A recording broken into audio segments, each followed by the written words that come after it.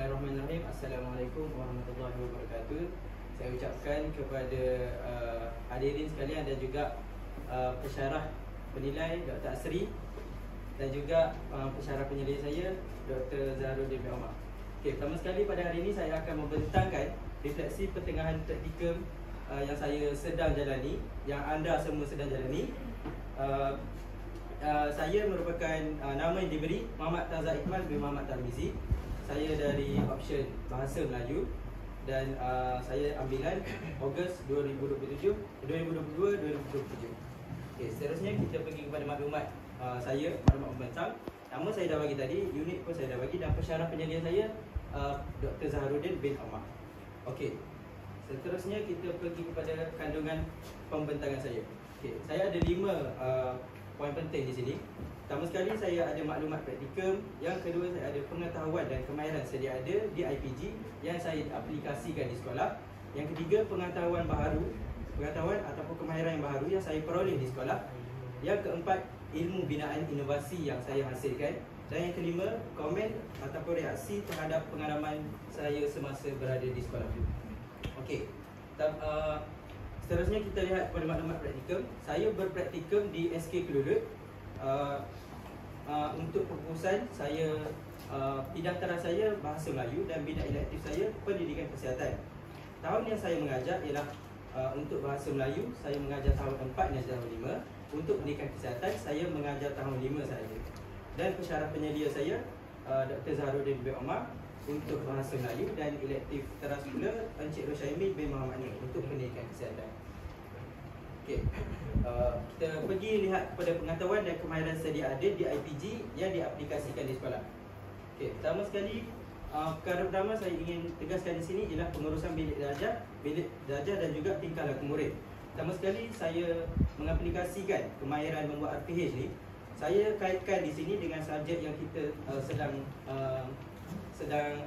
ambil sekarang, iaitu subjek PRKA 3195, iaitu praktikum fasa 1, di mana saya di sini sudah berkemahiran untuk membuat RPH.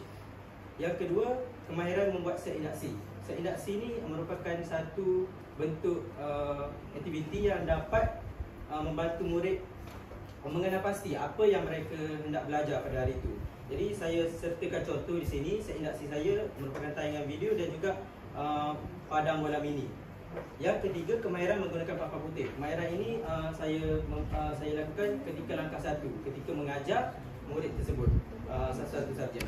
Jadi ini juga boleh dikaitkan dengan model disiplin yang dipelopori oleh Assertive Center, iaitu tingkah laku yang wajar hendaklah diberikan penumpuhan. Penumpuhan yang saya beri kat sini ialah semasa membuat kemahiran set induksi dan juga kemahiran menggunakan papan putih. Seterusnya, merangka satu sistem ganjaran dan dendaan yang boleh dijadikan rujukan bermurid. Perkara ini kita boleh lihat pada slide seterusnya, iaitu kawalan kelas. Kawalan kelas saya kaitkan dengan pembelajaran yang saya telah ambil di IPG, iaitu psikologi pembelajaran. Untuk subjek, kod subjeknya EDUP 3113. Psikologi pembelajaran ni seperti yang anda semua tahu, kita telah belajar cara untuk belajar psikomotor murid dan juga mental murid. Jadi saya pertama sekali saya sediakan ganjaran stiker reward. Ganjaran stiker reward ni saya berikan kepada murid yang mampu untuk melibatkan diri secara aktif, memberikan kerjasama dan juga menjawab soalan yang dengan betul. Dan yang kedua, saya sertakan di sini peraturan kelas. Peraturan kelas seperti tidak bercakap ketika cikgu mengajar, angkat tangan ketika ingin menanyakan sesuatu, ataupun angkat tangan dan meminta izin ketika ingin menggunakan tandas. Jadi model disiplin Thomas Gordon mengatakan menekankan kawalan murid melalui komunikasi dan penyelesaian konflik. Jadi komunikasi seperti peraturan-peraturan kelas ni mampu untuk menyelesaikan konflik-konflik ketika sesi PDP sedang berjalan. Okay. Seterusnya kita lihat kepada kemahiran mengaplikasikan strategi serta teknik-teknik pelajaran pelbagai. Okey, saya sertakan 3 di sini. Yang pertama sekali, kemahiran yang saya aplikasikan ialah berpusatkan bahan. Contoh yang saya sertakan di sini ialah slide interaktif. Okey, slide interaktif ni membantulah dalam saya membuat langkah 1, iaitu langkah untuk menerangkan sesuatu pelajaran kepada murid. Yang kedua, berpusatkan murid. Saya sertakan sini permainan ataupun kuis yang murid perlu menekan buzzer iaitu aktiviti ini ianya berpusatkan kepada murid lah, kerana murid sendiri akan menekan buzzer untuk menjawab soalan-soalan yang saya berikan. Dan yang ketiga, kaedah penyelesaian masalah. Saya sertakan di sini BBM ikan ni. Penyelesaian masalah ikan ni saya akan terangkan di slide seterusnya dekat inovasi.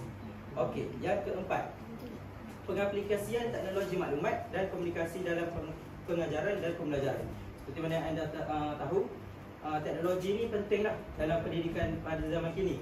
Jadi saya sertakan dekat sini beberapa contoh-contoh pengaplikasian teknologi yang saya telah lakukan di semasa praktikal. Dan pengaplikasian teknologi juga saya kaitkan dengan subjek teknologi yang saya telah ambil, iaitu EDUP 3133. Pertama sekali, spin of the wheel. Spin of the wheel macam kita semua tahu, untuk kita nak pick ataupun ambil nama siapa-siapa sahaja murid dalam kelas tersebut, buzzer, tayangan video, pembesar suara dan juga kuis dalam aplikasi Worldwalk. Okey, seterusnya kita pergi kepada pengetahuan dan kemahiran baharu yang diperoleh di sekolah. Okay. Ini merupakan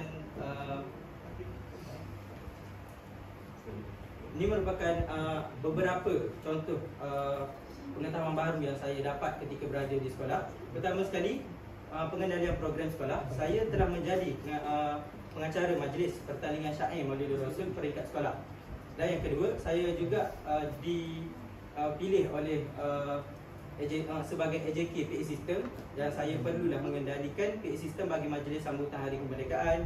Saya juga menjadi guru pengiring untuk program Kenali Budaya Bahasa Cina Kina di SK Bukit Besar.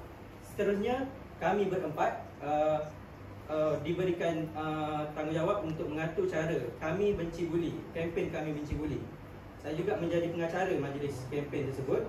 Dan seterusnya, baru-baru ini sukan pembangunan bagi murid tahun 5 dan ke bawah, saya juga menjadi guru pengiring dan membantu menguruskan pasukan bola sepak sekolah di pertandingan sukan pembangunan 2025. Dan akhir sekali, saya dan beberapa orang rakan saya telah mengetuai bacaan selawat ketika aktiviti perarakan pada sambutan Hari Maulidur Rasul peringkat sekolah. Ini merupakan beberapa contoh pengalaman yang saya telah ambil ketika praktikal. Yang kedua pula, pengendalian kelas. Pengendalian kelas ganti. Pertama sekali, apabila kami diberi kelas ganti ataupun relief, aktiviti-aktiviti yang saya sediakan ini merupakan aktiviti-aktiviti yang sesuailah untuk menggantikan kelas. Contohnya aktiviti mewarna, aktiviti melukis dan permainan kecil seperti Simon Say ataupun permainan kecil seperti goreng pisang. Yang ketiga, pelaksanaan sesi pengajaran dan pembelajaran yang berkesan. Pertama sekali, kita lihat kepada perancangan yang sistematik. Okey, penyediaan rancangan pengajaran harian ni RPH yang lengkap, yang mempunyai objektif, yang mempunyai set induksi, BBM dan juga aktiviti untuk murid. Yang kedua, kita lihat kepada penggunaan pelbagai kaedah dan teknik PDP. Kaedah seperti pembincangan kumpulan digunakan mengikut kesesuaian topik dan tahap murid. Jadi setiap kali kelas saya akan memberikan murid, meletakkan murid dalam beberapa kumpulan supaya mereka membuat aktiviti dalam kerjasama dan juga kolaboratif. Seterusnya, kita lihat kepada komunikasi dua hala. Komunikasi dua hala ni lebih kepada chalk and talk. Guru dan murid berinteraksi, memberikan maklum balas dan juga soalan-soalan yang ditujukan daripada guru kepada murid. Seterusnya, pengurusan masa dan bilik darjah yang baik. Aktiviti yang dirancang ini mengikut masa yang ditetapkan. Di dalam RPH kita telah menetapkan masa-masa setiap aktiviti yang kita jalankan. Jadi perkara itu menjadi satu pembelajaran yang baharulah. Jadi kami perlu melakukan aktiviti mengikut RPH dan masa yang telah ditetapkan. Dan akhir sekali, penilaian dan refleksi. Penilaian formatif seperti kuis, soal jawab dan lembaran kerja dilakukan untuk mengukur keberkesanan pembelajaran. Dan refleksi yang saya telah buat membantu untuk menilai kekuatan dan memberikan penambahbaikan pada kelas yang akan datang. Seterusnya, kita lihat kepada tindakan terhadap situasi di luar jangkaan. Pengalaman yang saya telah mengalami, contohnya murid cedera ketika bermain bola ataupun ketika bersukan. Jadi antara kecederaan yang kecil saya alami ketika murid bermain tarik tali. Ada seorang murid tu dia terguris sikit tangan dia dekat tali tu yang menyebabkan pendarahan. Jadi langkah pertama, mungkin kita boleh laporkan kepada guru yang bertugas ataupun bawa murid tu terus kepada bilik sakit di sekolah. Yang kedua, kita lihat kepada pergaduhan. Pergaduhan sebenarnya sering kali berlaku di sekolah kami. Pergaduhan antara murid lah. Jadi murid-murid ni dia apabila dia bergaduh ni, dia bergaduh tidak di depan guru. Jadi gurulah perlulah memerhatikan mereka dan melarang mereka untuk teruskan pergaduhan itu. Dan kehilangan duit juga sering juga berlaku. Apabila saya terjumpa duit yang hilang, saya akan terus bagi kepada guru yang bertugas ataupun ketika perhimpunan saya sendiri yang akan umumkan duit siapa yang hilang. Dan yang terakhir sekali, sakit ataupun demam. Sakit ataupun demam ni jarang berlaku kerana apabila murid sakit, murid itu sendiri tidak hadir ke sekolah. Jadi seterusnya kita lihat kepada ilmu binaan dan inovasi yang saya hasilkan di sekolah. Pertama sekali, saya sediakan di sini BBM Selam Ilmu. Okey, tajuk inovasi saya Selam Ilmu, dan mata pelajaran Selam Ilmu ni saya gunakan ketika subjek pendidikan kesihatan. Jadi Selam Ilmu ni boleh digunakan kepada semua murid sebenarnya. Sebab itulah sasarannya 38 orang murid, iaitu murid kelas saya. Dan kita lihat kepada objektif kepada Selam Ilmu ini. Murid dapat terlibat secara aktif dalam sesi soal jawab. Jadi Selam Ilmu ni merupakan BBM yang kita nak bagi murid tu menjawab soalan. Di dalam kotak Selam Ilmu ni ada banyak soalan-soalan yang saya telah sediakan di dalam bola-bola kecil. Jadi murid tu sendiri akan meningkatkan motivasi mereka lah untuk mengambil bola tersebut tanpa rasa takut. Jadi penggunaannya, murid perlulah menyelam tangan mereka dalam kotak Selam Ilmu ni, dan juga murid akan ambil soalan-soalan yang disediakan.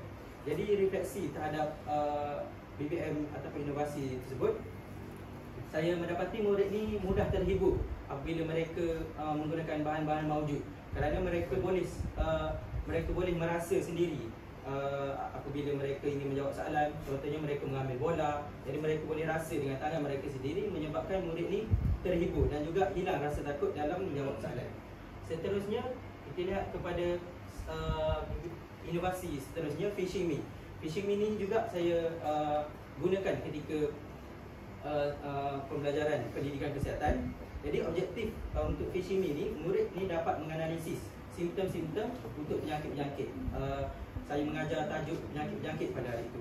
Jadi penggunaannya, guru menyediakan beberapa set Fishing Me ataupun ikan-ikan tersebut yang tertulis simptom-simptom bagi setiap penyakit. Untuk pengetahuan semua, ikan-ikan yang saya sediakan ini mengikut warna yang berbeza. Jadi simptom-simptom tersebut saya telah kategorikan mengikut warna ikan tersebut. Jadi untuk penggunaannya, murid perlulah mengambil pemancing tersebut untuk memancing ikan-ikan tersebut dan meletakkan ikan tersebut di penyakit-penyakit yang betul. Jadi secara tidak langsung murid dapat membantu murid dalam menganalisis simptom-simptom penyakit-penyakit. Murid juga menunjukkan kesungguhan dalam menyelesaikan tugasan-tugasan yang diberikan. Dan inovasi yang terakhir saya sediakan ini, set tembak saya. Set tembak saya ni merupakan inovasi kerana saya mendapati murid ni kurang berkeyakinan untuk menjawab soalan. Jadi apabila saya membuat permainan seperti set tembak saya ni, murid daripada kurang keyakinan, mereka terus yakin kerana mereka ingin mencuba balik bola tersebut ke arah sasaran yang disediakan. Jadi penggunaannya, murid ni perlu memalin bola ke arah set tembak saya dan juga mengumpulkan markah yang tinggi. Jadi semakin tinggi markah mereka yang dapat, semakin mudah soalan yang akan diberikan. Jadi perkara ini akan memberikan murid ni bersaing secara sihatlah antara satu sama lain, kerana mereka tidak ingin menjawab soalan yang salah, soalan yang payah. Jadi murid ingin menjawab soalan yang senang dan mereka akan berusaha untuk mendapatkan markah yang tinggi ketika bermain set tembak saya ini. Seterusnya kita lihat kepada komen dan reaksi terhadap pengalaman mengajar. Okey. Ada dua saja kekuatan dan kelemahan. Antara kekuatan yang saya telah terima iaitu mengetamakan penglibatan murid secara aktif semasa PDP, mengamalkan konsep didik hibur, bermain sambil belajar, memberikan murid sokongan moral tanpa jemu. Jadi perkara-perkara di atas ini telah saya dapati kerana apabila saya melakukan aktiviti-aktiviti, kebanyakan aktiviti-aktiviti yang saya sediakan melibatkan murid secara aktif. Jadi saya juga banyak menggunakan aktiviti didik hibur dalam PDP. Dan kelemahan yang saya dapati ketika menjalankan sesi PDP, setengah aktiviti ini melampaui tahap kemahiran murid. Jadi bukan semua murid dapat menguasai tahap-tahap tersebut, kerana mereka sekarang ni buat pengetahuan semua streaming kelas tidak dijalankan. Jadi murid tu dalam setiap kelas tu ada pelbagai tahap. Jadi seterusnya kurang penekanan terhadap penghayatan ilmu. Apabila tahap kemahiran murid ini berbeza, jadi penghayatan terhadap ilmu tu mereka tidak kurang fokus kerana mereka hanya ingin bermain. Yang seterusnya terlalu mengejar kesempurnaan PDP. Jadi perkara ini saya lihat kepada kelemahan PDP saya terlalu mengejarkan kesempurnaan PDP. Seterusnya kita lihat kesimpulan dan rumusan. Untuk kesimpulan rumusan pada hari ini, jadi kita sebagai guru perlulah sentiasa bersedia untuk menghadapi sebarang cabaran dan perubahan dalam dunia pendidikan. Oleh itu, guru mestilah menambah pengetahuan dan kemahiran untuk memberikan manfaat kepada murid lain. Jadi harapan untuk RPP pada kali ini, saya ingin meningkatkan kualiti dan kemajuan saya sebagai guru, sentiasa berusaha dalam belajar cara mengajar dan menggunakan peluang dengan sebaik mungkin dalam menguasai profesyen perguru. Jadi itu sahaja daripada saya. Sekian, terima kasih. Okey, tadi awak ada sebut tadi bahawa pengurusan masa itu sangat penting lah dalam PDP. Jadi sepanjang awak mengajar dalam kelas, pernahkah RPH awak tu ketika awak laksanakan tu awak rasa tak cukup masa? Kalau lah aktiviti tu macam tak sempat nak habis, pernah tak? Pernah. Sebab pernah. Kenapa? Apalah, jawab dia pernah. Pernah. Okey, kalau pernah, apakah pengajaran yang awak dapat daripada masa yang awak alami tu? Jadi awak dapat, mestilah awak dapat kenal pasti punca dia. Jadi apa punca yang awak dapat rasa, yang awak dapat kesan lah selepas awak cukup 1 jam pun orang tak ada masa. Jadi awak tahu punca dia di mana dan bagaimana awak buat tindakan untuk PDP yang seterusnya untuk mengatasi supaya hal tersebut tak berulang. Faham tak tu? Untuk jawab soalan doktor, punca-punca yang saya dapati ketika saya lebih masa mengajar, puncanya di langkah pertama sebenarnya. Sebabnya langkah pertama tu saya mengajar dulu. Apabila murid ni kebanyakan ni dia susah untuk faham ketika sesi pengajaran di langkah 1 tu. Jadi langkah 1 tu sendiri saya terambil masa yang lama. Jadi itu akan memakan masa langkah-langkah yang lain lah. Jadi untuk penambahbaikan yang saya boleh buat, mungkin saya sebelum bermulanya kelas pada hari tersebut, mungkin sehari sebelum saya arahkan murid untuk membaca dulu tajuk-tajuk ataupun topik-topik yang saya ingin ajar. Itu mungkin antara langkah penambahbaikan yang saya boleh buat. Terima kasih.